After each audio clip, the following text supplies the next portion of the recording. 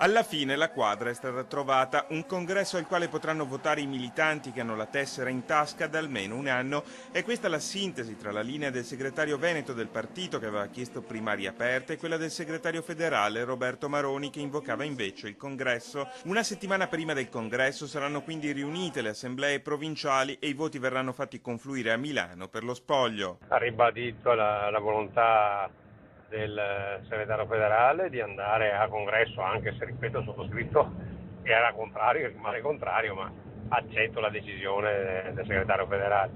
Si andrà a congresso quindi a metà dicembre. Non solo quelli che hanno 5 anni, come annunciato domenica, ma quelli che hanno un anno di anzianità, e saranno 18.000 persone. Ma non è questa l'unica decisione presa oggi in via Bellerio al Consiglio federale, nel quale Tosi e Bossi si sono rivisti per la prima volta dopo le esternazioni del Senatur. Si è parlato anche di Prima il Veneto, punto, l'associazione che raccoglie molti dei dissidenti leghisti. Cadono dall'iscrizione al movimento in quanto hanno aderito ad un'altra formazione politica.